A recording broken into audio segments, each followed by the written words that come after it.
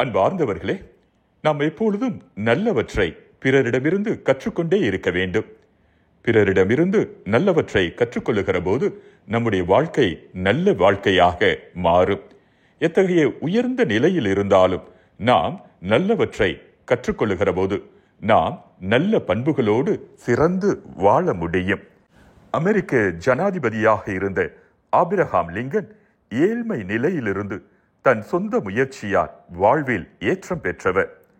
அவர் தன் மகன் எப்படி வளர வேண்டும் என்ற விருப்பத்தை தன் மகன் படிக்கும் பள்ளிக்கூடத்தின் வகுப்பு ஆசிரியருக்கு ஒரு கடிதமாக எழுதினார்.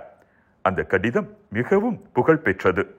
அந்த புகழ்பெற்ற கடிதத்தின் வரிகள் இவைதான்: ஆசிரியரே, என் மகனுக்கு அவசியம் கற்றுக் கொடுங்கள். உழைத்து சம்பாதிக்கும் $1 உழைக்காமல் பெறும் $5 விட அதிக மதிப்புடையது என்பதை.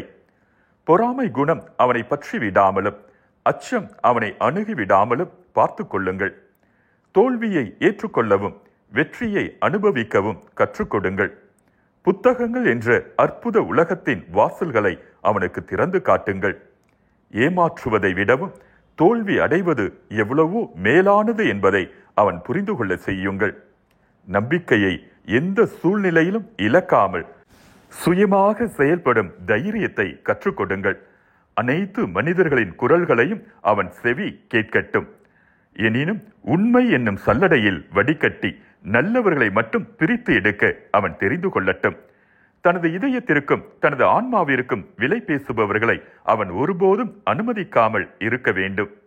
போலிகளை புறம் தள்ளவும் வெற்று புகழுரைகளில் மயங்கி விடாமலும் நியாயத்தை நிலைநாட்டும் வல்லமை உடையவனாகவும் அவன் வளர ஆசிரியரே தக்க பயிற்சியை தாருங்கள் என்று எழுதியிருந்தார். ஆம், உயர்ந்த நிலையில் ஜனாதிபதி என்ற நிலையில் இருந்த போதிலும் தன் மகன் நல்லவற்றை கற்றுக்கொள்ள வேண்டும் என்று அந்த ஆசிரியரிடம் விரும்பி கேட்டுக்கொண்டார் ஆபிரகாம் லிங்கன்.